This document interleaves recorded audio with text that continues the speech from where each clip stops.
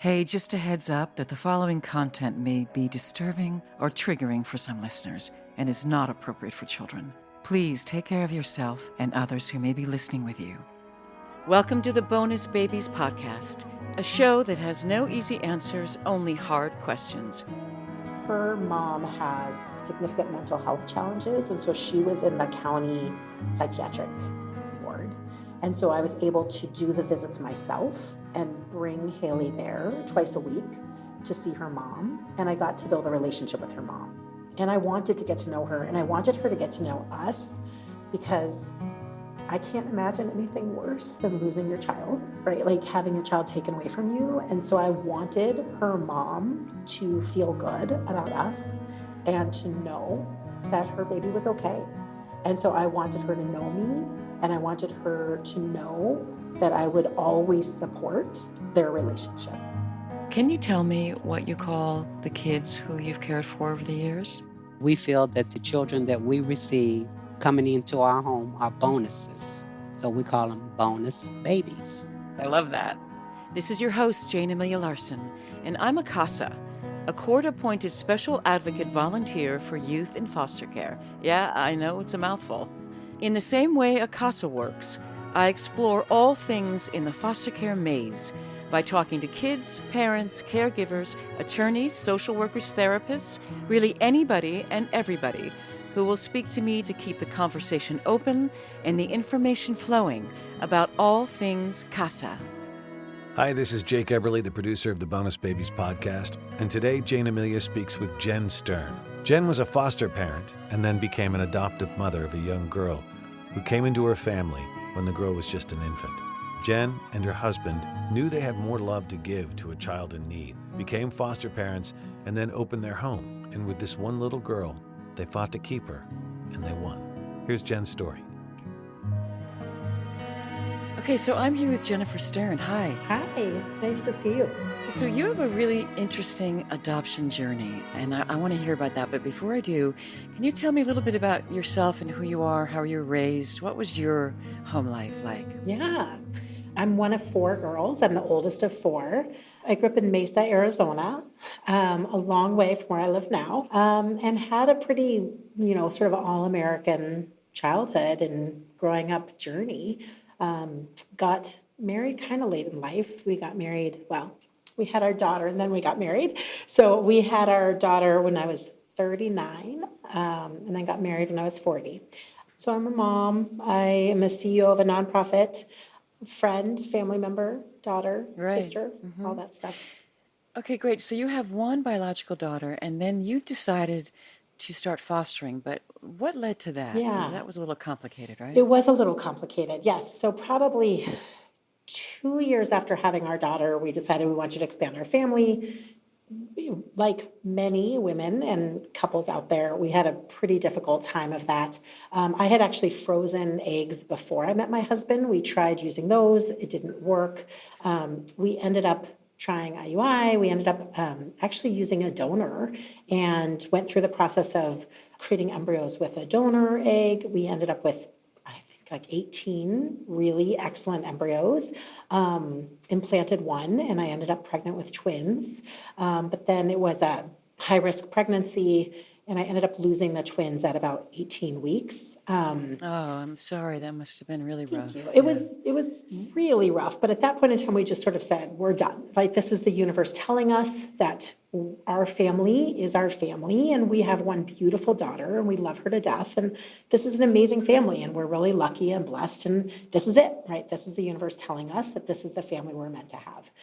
And I would say we sat with that for probably 2 or 3 years. And then the home just felt really empty to me. I'm the oldest of four girls, and we had a loud, very loud and boisterous home. And our home was quiet. And I just said to my husband, like, this is easy. Like, it's too easy. This is not family to me. Family to me is chaos and noise and children arguing and it doesn't feel like home, right? And just this like calm, quiet house. And so I had suggested to him that we think about fostering. And we had decided that we did not want to adopt. We felt like there were families out there who were desperate to grow their family, and that wasn't us. Like we felt very blessed and very just lucky to have each other and our daughter. But we felt like we had space in our home, space in our lives, space in our hearts. And so we felt like fostering would be the way that we could grow our family, fully recognizing that it could be temporary or permanent. To be honest, we thought that it would be good for our daughter to spend some time not as an only child. She was demonstrating some only child behaviors. And so we wanted her to learn what sharing meant and what it meant not to be the center of a family's universe. And we wanted her to understand what it meant to open your home, and that there were kids that were less fortunate than her, and that we could be a support for her. And so we had talked to her about it. She had been asking us for siblings for a very long time. So we talked to her about taking in a kid whose parents weren't able to take care of them while their parents were working on it. And she was like, I would love to do that. And then she said, maybe we could take Elliot next time Molly has to go to the supermarket. And that was the mom across the street and her son Elliot. So we were like, no, it's not that. Like, it's not like taking the little kid across the street when like Molly has to go to the store, right? Like this is parents that really can't take care of their kids, right? Like not because of an errand. But so she was excited about it and excited to sort of go on that journey. And so we decided to do that when she was, I want to say, 5 years old, probably, is when we just, made the decision. My husband and I remember went out to dinner and said, do we really want to do this? Like, life is easy. Life is good. Are we really sure we want to sort of put this disruption, right? Like, it's a pretty big change to bring another child into our home, and a child that might have challenges. Did you have any idea how difficult it might be? Like, had you heard stories Yeah. So a woman on my team, who I work with very closely, has been a foster mom, and she's had multiple foster kids in her life, but she had one where she took him in as a baby, and then he was reunified with his mom, and then that didn't work, and she took him back again. And so I had seen that journey and the challenges that she had had. Yeah. So we had some idea. We did. Right, that push-pull, right, yeah, and a lot of heartbreak sometimes, right? Yeah, and you were open to sibling sets and No. babies and everything? No. No. Okay. So when we started, we had explicitly said we only wanted a child between ages 2 and 5, and we only wanted a single because our daughter was 6, and we thought we want a child younger than her, but we want a child that's like past baby stage. And we were on the list for probably 6 months waiting for that single child between the ages of 2 and 5. And finally, our caseworker said, that's just not where the need is, right? If you want to be a foster family, you have to be open to either sibling pairs, like siblings, or babies, right? That is where the need is. And we said, we just don't think a sibling pair is right for our family, because we felt like our daughter might feel on the outside of siblings. And so we looked at each other. Again, I was 47, 46 at the time. My husband was 48. We're like, we are way too old to do this. But if we're serious about wanting to be a family and sort of being available for kids who need us, let's do it. And so I think what we were not clear about is we had totally forgotten how hard it is to have a baby, right? Like that had been so far in the past that we just were completely naive to babies, right? Even though we had had one and raised one, that was a brand new, like we just had forgotten it all, right? And that time I had been pregnant. I had gone on maternity leave for 4 months, right? Like we just had a different setup. And so being older this time, and, given zero notice and an inability to sort of take a bunch of maternity leave, like it all sort of compounded in how hard it was. So we had decided to take a baby. And as soon as we said that to our caseworker, we started getting a call almost every day. Wow. I mean, it was heartbreaking, the need.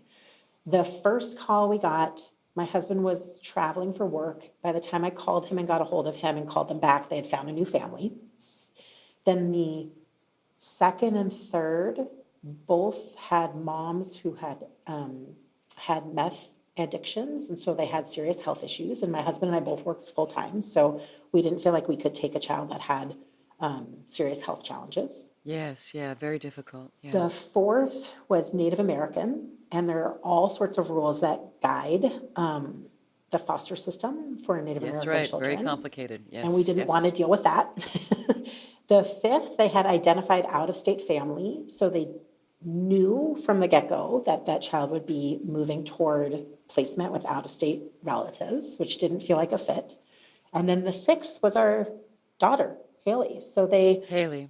so they called us and said, we have a baby. She's a 10 on APGAR. We don't think her mom, had serious drug or alcohol addictions, although we did find out from her mom later that that was not entirely true. But she seemed healthy. She was 4 days old. They called 4 days 4 old. days Wow. old, and they said, "Can you come get her tonight?" Right? And they called me at noon. And so I called my husband and said, "All right, you want to do this? There's a baby waiting for us in the hospital. We'll pick her Let's up go. tonight. Let's go." Wow. And he went with our daughter to Target and picked up some diapers and a pack and play. And we went to the hospital, picked her up. Wow. Yeah. And you took her home that night. We took her home that night, and Yeah. we were like, "Gosh, she's small." She was so little. She was beautiful. She was a beautiful little baby. She was also a terrible sleeper. So we set it up with work. Well, I'm the CEO of our nonprofit, so I set it up with work where I would work. Excellent. It's very good to be the CEO, Yes. right? And I said, I can get all my high priority stuff done in 2 days a week.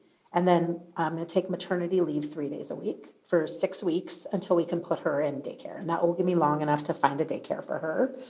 And then a guy on my team, his wife offered to watch her the other 2 days of the week, which was such Excellent. a blessing. And she had been a former au pair and former nanny. She was more qualified than we were. And so we had sort of care set for those first 6 weeks while I found a daycare for her.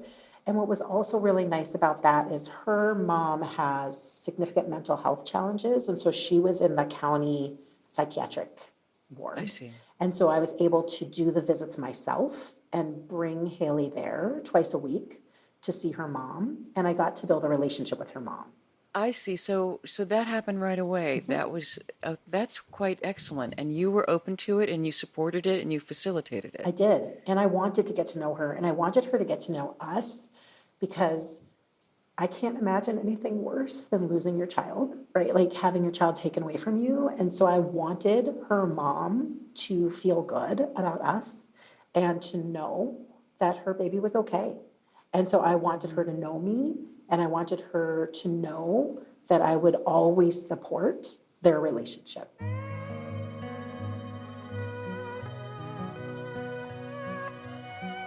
And then she's still with you now because you ended up having legal guardianship. We have legal guardians. Right, but it got complicated. So how did that play out? It got very complicated. So we got to know her mom pretty well. I did through the first 6 weeks. And then she had twice a week visits that the county facilitated after that.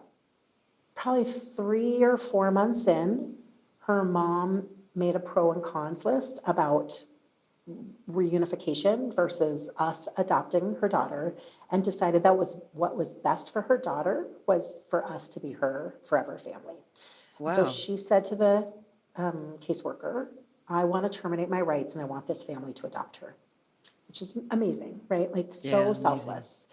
And the caseworker said, "Well, that's fine, but it doesn't work that way because there's also a dad, and they can't adopt without him also terminating his rights."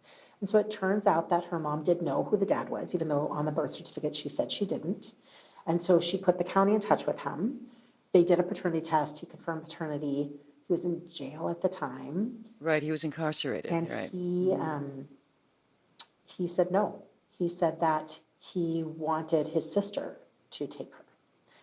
And so that created some tension, right? Right, so was he thinking that the sister could take her and then he would eventually have her? No, because he wasn't getting out, right? No, he's out. And he's had, and in fact, I'm actually Facebook friends with him now, and he seems to be doing really well, but he was not interested in parenting. I think he just wanted I think he loves his sister, and I think his sister also had wanted to have more children. I think he thought he could have a stronger relationship with her, which is true, if his sister had her. And so I think it was just driven by, I want my family, right? I understand that, right? If there was a kid out there, I'd want that kid in my family. And so he wanted his sister to take her. And so that started a different process where they started doing the assessment of his sister or family for permanent placement in parallel with Haley's mom continuing her own work, right? So Haley's mom was in a series of different in-house rehabilitation, and then also outsourced rehabilitation. Right. And all this time you're falling in love with Haley. Oh, yes, we love her. Right. Yes. She is becoming your daughter. She's our daughter. I mean, we always said she's our daughter, right? We took her home at 4 days old. Like she called us as mom and dad. Like she was our daughter, but we also knew that she might not be our permanent daughter, but we anchored on we're going to give her the best possible start to her life where she's only going to know love, right? And we're going to do everything we can so that those foundational years are good ones for her while we're going through this. And so we met her aunt and uncle and cousin. They came out in December when she was a little over a year old. So the first 6 to 9 months was very much about her mom and her rehabilitation and working toward unsupervised visits, working toward reunification. And then I'd say about a year in, the county started moving toward permanency placement with a termination of parental rights process. And so then over the holidays, Haley's aunt and uncle came out to meet her, and we had a family session. And her mom's dad came as well.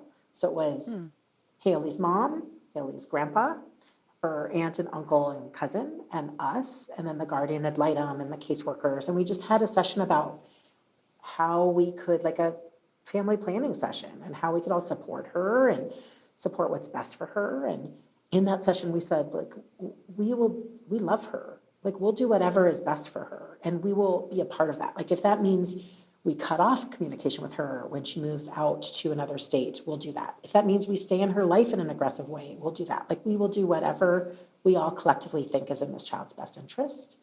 And her mom didn't want her moving to another state, right? For multiple reasons. She didn't have a strong relationship with the dad's sister, so she knew that relationship was frayed, and also she'd be far away. Right. She was like, but what I want is this family. I think it's worth saying somewhere around here, we also hired a lawyer. Yes, which helped you a lot, right? Because you were able to gather information, and you were able to figure out what was going on. We had no idea. They treat foster families so badly, and we didn't know what was happening. You know what? I want people to really hear this, because I've heard this repeatedly from many foster parents, that you're very much left in the dark and very much unsupported sometimes. Yes. And people don't realize that it's a really hard job to do well. Mm-hmm. And then you don't get a lot of support. No, you are completely ancillary to the process, right? Like, they don't tell you how, we didn't know how her mom was doing on her plan. We didn't know what was happening in those visits. We didn't know what was happening in terms of their own planning for permanency. We didn't know when they were switching their strategies. They told us nothing through the entire process. And so the only way that we started to learn things is when I finally talked to a lawyer and I said, we don't want to litigate this. Like, we don't want to fight the system, but we don't feel like there's an advocate for this child, right? Like, and the guardian ad litem was supposed to be that advocate, but we had a brand new guardian ad litem and she was pretty useless. Right. She wasn't good. Right? I didn't think she was good. I didn't think she knew what she was doing. I thought she was in over her head. And so we didn't feel like there was somebody advocating for this child. So we hired a lawyer so that we would know what was going on and that there was somebody sitting in the room who we felt good was advocating for this child, because we felt like we were the only ones with that lens. And that, like, the law is toward reunification, period, right? And then Always. The law is toward family placement, with family being about DNA, not being about family, right? Like, we felt like we were her family, and they were prioritizing an aunt in another state who had never met her and who didn't have a relationship with her mom, who was the like prominent figure in her life, right? Like from her biological family, right? And so we just felt like we wanted visibility into what was happening. Right. And you said something that really struck me. You said families are about love. So what does that mean to you? Yeah, so for us, it's always been that the more people in Haley's life that love her, the better. And that if there are biological relatives that want to love her, we welcome them. But if there are non-biological people who want to love her, we welcome them too, right? That it is about who loves her, cares for her, trusts her, and can support her, right? Like, and I think some of the reason that like that's our lens is, remember, like we were gonna go with donor embryos, right? Like donor eggs. And so that was not my DNA. And in fact, we've donated those donor embryos to single moms by choice, right? So like Oh, you have, we really? have, right? Interesting. Because Yeah. I wanted to let other people have their family that they always wanted. And so we have this sort of DNA that is out there, but those aren't our kids. Like those are those families, right? Like then that family is because that mom wanted that child so much that they were willing to sort of move mountains, right? And so to have these embryos that they could then have their baby. And we picked single moms by choice just because like I was an older mom. A lot of my friends have ended up being single moms by choice, and they're often deprioritized in systems, right? Yes. And so that's who we picked, right, to give those embryos to. And so I think it all for us, like DNA does not make a family. Being present makes a family. Loving a kid. And so we have Haley's mom as a part of Haley's family, Haley's grandma, Haley's great grandma, Haley's half uncle, Haley's aunt, right? Like all these people we're connected to. And I want her to know them. Like her grandma and great grandma, from her biological grandma and great grandma, FaceTime every single week with her. They are a much more real part of her family than her biological father, who has never seen her. Never once seen her. Never seen her. And his rights were terminated because he never showed up for court, not once. Never showed up. Never showed up for his plan, never showed up for court. And so I have a hard time saying that he is more family than grandparents who FaceTime with her every single week, right? Even though his rights were at one point, the dominant ones.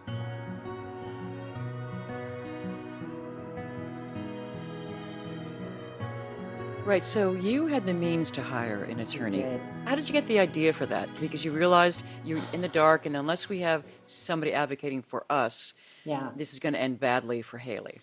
Yeah, I'm trying to think how we got that idea. I don't even remember who suggested it.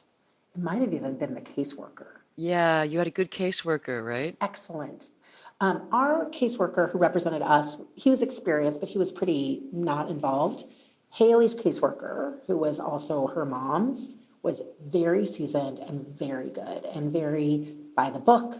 She ensured that Haley's mom was getting every support and resource with rehab, with mental health support, with housing, was really guiding her through a process to really help her. And multiple times it felt like Haley's mom would get there, and then she would just sort of have a real challenge, right? So she is schizophrenic bipolar, and that's a really challenging situation. And her mental health, she would be doing great, and then she would sort of stumble.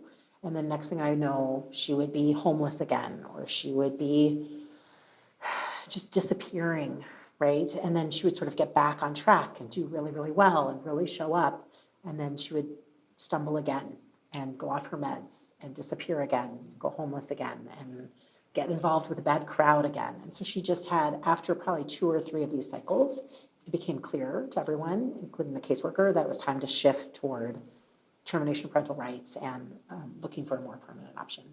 Right, so then things continued, and there started to be a little bit of contention, right? I actually think our case was I may have had one of the best experiences of any foster parent ever. We never had contention. Oh, good. In that room, we all agreed we wanted what was best.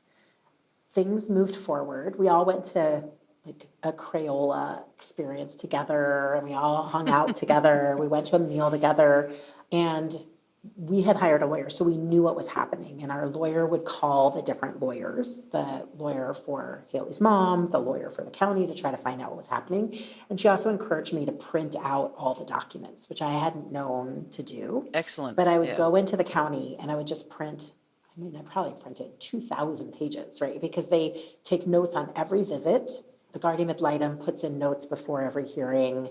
And so I would print literally hundreds of pages. Right. So you were allowed to actually copy them and remove them from the court? Because I don't think you can do that in California. Yeah, as a foster parent, I was allowed to. Wow, I interesting. had to go in and I had to print them there, but I was allowed to print them. They were public record, right? All of the observer notes for the supervised visits and all of the guardian ad litem notes and all of the caseworker notes were all public record.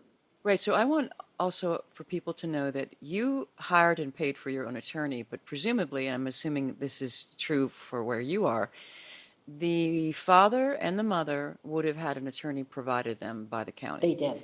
Yep. They did. Yep. Okay. So, but you had to get your own private I had to attorney. get my own, and I had to pay for my own, and I had to pay to print those documents. County headquarters, right? Like I spent hours printing those darn documents. Like it was a very slow system, and then you had to like pay cash to get them, you know. So Wow. So and then I had to archaic, read through right? all of them, and then I had to update the lawyer on what they said because my lawyer wasn't allowed to print them, right? So our lawyer found out that Haley's mom had decided to put in her own petition to transfer guardianship to us. So the county was moving forward with a termination of parental rights, but then Haley's mom had put forward a counter petition to transfer guardianship to us. Wow. Interesting. And so it culminated in December 2019 behind closed doors. So the other thing I learned is nothing happens in court when everybody is there. Everything happens behind the scenes in closed Right. session. Like Right. when I went to every single hearing, every single one. No session lasted more than 3 minutes. The judge would say, keep going, stick with your plan, and continuation of, the case, and we'd move on. I mean, every single time, that was what would happen in the hearing. And so that was part of the reason I also wanted a lawyer, was to know what was happening in all those closed sessions. And so what we heard happened in December is the judge said to all the lawyers, I don't know what to do with this. I have 2 competing petitions. I have a petition from the county to terminate parental rights and then move toward adoption with a relative out of state across the country. And I have a petition from Haley's mom to transfer guardianship to the foster family. What do you all think is the right thing to do? And the guardian ad litem said, I think it's the right thing to transfer guardianship because this family has a strong relationship with her mom and it will maintain the connection. Her mom's lawyer said, obviously, this is what we want, is to transfer guardianship. We think that's what's in the best interest of both her mom and also Haley. The county said, we agree that that's in her best interest. However, we have pursued this, we have looked into it, and we do not think the law will allow us to support that. And they had gone through a process, they had interviewed us, they'd explored whether or not they could do that. And they had come to the decision that they could not, that they had to move forward with a relative adoption. And so the lawyer was like, well, I don't want to have to choose between these 2 things. I don't want to have to rule against a mom who's been working hard, and I don't want to have to rule against a family placement. So you all are going to have to come up with a solution here. And so they went away, and what they ultimately agreed is that Haley's mom had been doing really well and by the way, she's so smart. That was intentional. She knew the longer that she delayed this, the more likely it would be for Haley to end up with us. So she was rigging it. That's She was great. rigging the system. And her lawyer told our lawyer that she was purposely, she wanted to, at 3 months, she was ready to terminate her rights.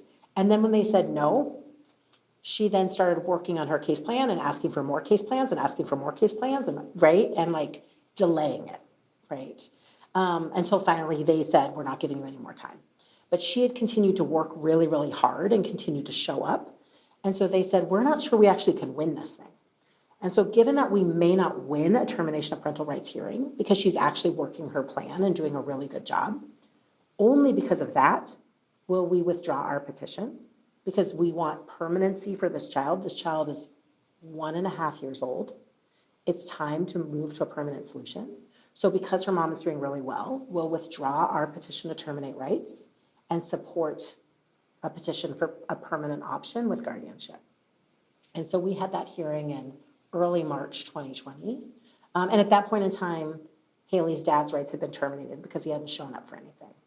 So it was really just her mom saying, this is what I want, and us saying, like, we will take that responsibility and we will, be her permanent guardians. And that's what happened. And You that's are what her happened. permanent guardians, We right? are. We got the documents in probably June 2020. Right, and she's 4 now? She'll be 4 in August.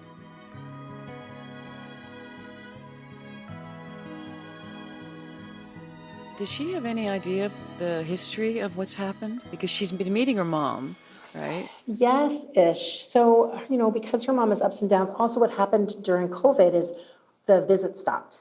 That's right. And yeah. so that was, she was 1.5 when the visit stopped. And so for a while, once we got out of lockdown, we started doing outside dates at a playground near her mom's house, and we would try to see her, but the frequency dialed way back, right? And then also sometimes her mom is healthy and sometimes her mom isn't healthy. So when she's healthy, she shows up, but when she's not, she chooses not to. And so we haven't really seen her in almost a year. I've reached out a couple of times to say, we'd love to see you, right? Can we find time to get together? But if she's not doing well, she'll sort of say, it's not a good time for me, right? I see. I'm just I'm not in a good place right now. Or a couple weekends ago, we were supposed to get together, and I was like, meet us here, right? And it was one of the places we'll frequently meet. And then I got a message afterward that she just slept in late, woke up late, couldn't figure it out, but hopefully will meet up with us another time. So she sort of flakes on us. And so I've explained to Haley that she was in her mom's belly and that we met her at the hospital and we fell in love with her and decided that she was the missing link in our family. We took her home and that her mom couldn't take care of her, but her mom picked us and we picked her, right? That's nice. That's a nice way to explain it. Yeah, which is actually true, right? Her mom did pick us and we did pick her. And so she hasn't yet asked questions. She doesn't yet understand it. I think it's funny, her grandma and great grandma are both Black and I'm clearly not. My husband, right? We're a very white family and our daughter Haley is blonde-haired, blue-eyed. So when we try to explain to her that she's part Black, she just looks at us like we're crazy. And she's like, but I'm white, because she's 3.5. She doesn't really understand it. And so she also hasn't understood or asked the question as to why her grandmas that she talks to every week are Black, right? And she doesn't look like them. But also her grandmas call Eliana, who's our biological daughter, they're like, Eliana, it's grandma, right? And they call her their granddaughter too. And so for Haley, again, it's just this expanded view of family where here are 2 more grandmas who love her and Eliana, right? And I don't think she yet understands the DNA connections of all of it. Yeah, it's going to be interesting to see what happens when she's 13 or 14 and stuff starts to come up. So how did your daughter, Eliana, Eliana. How did she handle it? Because it must have been kind of tense in the home, even if you were handling things really well. Yeah, we just told her all along, we may not get to keep her. We may not get to keep her. And kids are really resilient. I actually feel like she was handling that better than we were in some ways. She was like, okay, we may not get to keep her, right? And she just would say to her friends, this is my sister, but she may be going back to her, her mom, or she may be going to other family. We may not get to keep her.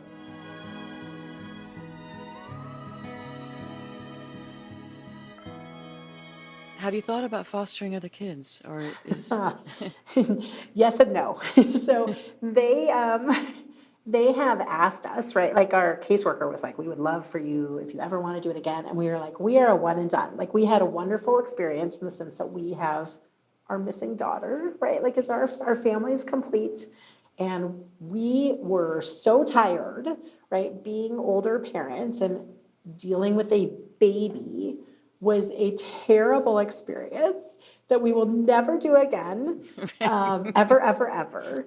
And so I think it would be more likely, maybe at some point, that we would consider doing more temporary fostering, right? Like not with a path towards permanency, which is what we were looking for. And we knew it wasn't necessarily, but we were sort of screening for where we thought it could end in permanency with Haley. But I think we're pretty tired, right? Like we've got two kids under 10, and we both work full time, and our house is really crazy. And it's all the things I think of with family. And so we felt like we had all this space. I don't know that we feel like we have all this space anymore. So I think the chances that we would foster again are maybe like 5%. Yeah, I guess if you got that certain call that you couldn't refuse, maybe that. And that's the thing I worry about and half expect, is that her mom will have another kid. And so yes, they asked us about that too, right? Would we take in Haley's half sibling? Really, that's already come up in conversation. Oh, it came up during the process. Yeah, during the process. And we were like, Oh yeah, no, like I don't know, maybe talk to her and say no. I was like, I just would rather have a different conversation about not ending up there. If you were to talk to somebody that was thinking about being a foster parent, what would you say to them? I would say do it. I tell people all the time, I really, really, really believe people should do it. I feel like I have so many friends who have so much space in their lives. They have resources, they have love, they have big houses. And I feel like there are these children that are deeply, deeply in need of families. And so I think it's an amazing gift. And I think it's something that everybody should do. I really do. I think, I work in education on the nonprofit side, and I feel very far from the families and kids we serve. And so this was also my way of sort of getting closer to the kids and families and like really supporting at that level of that individual child versus sort of at the system change level, which is where my work is most days. But I think the foster system treats foster parents very badly. But it's not about the system, it's about these kids. And I think that they're amazing, right? These children are amazing. And in our daughter's case, she is amazing. She's brilliant. She's funny. She's an artist. She's an athlete. She's sunshine. And part of the reason she's sunshine is because she really doesn't know hardship, right? Like, and I just think about how differently her life could have turned out if we hadn't been there and we hadn't been willing to give her a strong foundation. And I deeply believe she'd be all those things if she ended up with her aunt, right? Like that was another loving, caring family, right? So I think she would have been a success story no matter what. But that success story started with her having a foster family that could take care of her and be there for her. Yeah, I'm sure you're right. If she felt loved right away, it just creates a warm environment for her to grow in. Yeah. And to grow up to be healthy and happy and also loving. And not nearly as damaged as many kids in care are. They have such a hard time, especially if they go from home to home to home, because the average foster kid doesn't have one placement. They have dozens sometimes. And it breaks my heart, right? Like it really breaks my heart, right? Because if you can be that family that it can give a kid that start to life, right? Like there's all this research about the power of the first 3 years. And if you can be that family that gives the kid the right foundation, right? Like they'll feel that love for the rest of their lives, right? Is there anything special about you and your husband that allowed you to do that? Or No. No? No. Like I said, I think that the advantages we had resources to be able to hire a lawyer. Yeah, which was huge. I Huge. Yeah. am pretty I'm good at navigating bureaucracy. I've worked for big school systems. I worked for New York City Department of Education, right? Like that's a system. So I knew how to navigate the system, which I do think helped. I was committed to building a strong relationship with her mom, her birth mom, and with her mom's family and with her dad's family, right? Like, And that's also huge. That's and huge. I think that's not always the case. I think there are plenty of foster families, especially if they want permanency, that probably aren't as open. So that maybe is a little bit different. And like I said, like literally I'm friends with her dad on Facebook, right? And they all comment on every picture. So I try to post pictures so they can all see them. Her dad, her aunt, her dad's ex-wife, who has a daughter who's Haley's half sibling. We've exchanged messages to sort of compare how they look. Her mom, her grandma, her great grandma, her half uncle, her grandpa, right? Like, so we have connected with this big extended family. And I feel like this is where I feel like we've been so lucky because I get messages all the time from all of them telling me how grateful they are and how appreciative they are that we have given Haley a stable, loving home. And every single one of them, without exception, has expressed appreciation to us versus resentment, right? And I do think that is somewhat unusual, even to the point that after the decision was made, her aunt reached out and said, of course, we're disappointed that we don't have her, but we're really glad she's with you if she couldn't be with us. And that's the message I would have left her also. So it felt great to know that like they were also centering on this child, right? And so I get lovely messages, right? Like just these heartfelt messages from her extended family.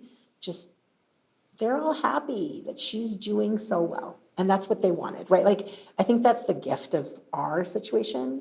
Every single person without exception wants what's best for this kid and is happy that she's thriving.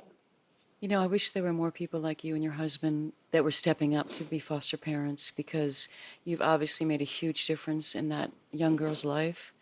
And it's just so important. Yeah. It really is, you know. Yeah. There's so many kids that get lost. There's so many kids that get lost. I know. And so I do think that's where I think, why can't there be more families like us, right? Like, why can't there be more families like us that raise their hand and say like, oh, I really don't want a baby, but all right, we'll suffer through those baby months, right? Because we can, because we can be there for this child and we can make sure they have a strong foundation and we can maintain the relationships that like this child has with their biological family and support them no matter what the outcome is. And there are a lot of families that could do that if they would be willing to.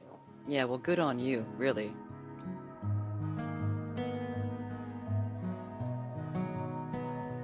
So I want to ask you one last question that I ask all my guests, and this is about you. What is the one thing that no one would ever know about you unless you told them? So I will say I'm largely an open book, right? And the joke of my friends from high school and college is that I really haven't changed that much, right? Like I am still the same person, which, I mean, obviously I've grown and matured and evolved as I've aged, but at my core, like I'm a pretty open book. I would say the thing that people are a little bit surprised by is that I don't really like talking to strangers. So, which you would be surprised by because I run a nonprofit, I have to raise money, I'm constantly in these conversations with strangers, but I find them really energy depleting. I find my family as something that gives me energy. I find my close friends as something that gives me energy. But, all these things that I talked about doing in getting to know her extended family, this podcast, like I will come home tonight and I will collapse on the couch and ask to watch some bad TV because I find talking to strangers very exhausting. It burns you out, right? Like, yeah, so it burns you out emotionally as well as mentally, it sounds like. And yet you're able to do that, to step outside yourself and step up for your daughter to make sure she had that extended family. Yes, and I always will, right? But it's not my first choice, right? Wow. Well, I want to thank you for making the choice to do the podcast because I want people to hear that there are foster parents like you out there that are making a huge difference to kids in care. Yeah, So thank you. And that there's also good experiences, right? Like I really do think most people have a bad experience. That's real as foster families, that it's hard, but it can also work out. Like it can work out for everybody, right? Like our situation worked out for everybody, which is wonderful. And it right, but matters. you also made it work out, Yeah. Jen. I right? put a lot of energy into that outcome. Yeah. So really, thank you for that. Thank you. Thank you so much. Thank you, Jen, for sharing your story with us and for fighting to keep that little girl, whose life is completely different now because of your support. Thank you so much for doing that. Our next guest is Jeremiah McWright. Jeremiah McWright is a former foster youth from Sacramento, California. At age 15, he and his 4 younger siblings were removed from their family and put into the foster care business, as he calls it. After 2 years and 15 placements, Jeremiah was shipped to a low-level group home in San Francisco, which closed shortly after. With no place to go, he went out on his own until he aged out. So join us next week for Jeremiah McWright. Thank you for listening and be well. If you see something, say something. If you suspect a child's health or safety is jeopardized in any way by parents or anyone else, contact the Child Protective Services Agency in your county. 24-hour hotlines are staffed by trained social workers who will help you through the process, and you can do so anonymously. In California, you can call the Child Protection Hotline at 800-540-4000. So if you see something, say something. You might be saving a child's life. If you want to know more about becoming a CASA anywhere in the country, go to nationalcasagal.org, and in LA, casala.org. And if you want to know more about becoming a foster parent, check out the National Foster Parent Association at nfponline.org. There's also faithfosterfamilies.org and adoptuskids.org. There's tons of other information online as well, so you can just hunt around. We also want to thank the supremely talented Christina Apostolopoulos for her beautiful original music. You can find her music on Spotify or Instagram at Christina Aposto. And also thank you to Yukon Har for his engineering. Thanks for listening, and if you like what you hear and you find it as valuable as we do, please rate us and hit subscribe. You can also make a donation at bonusbabies.org. See you next time.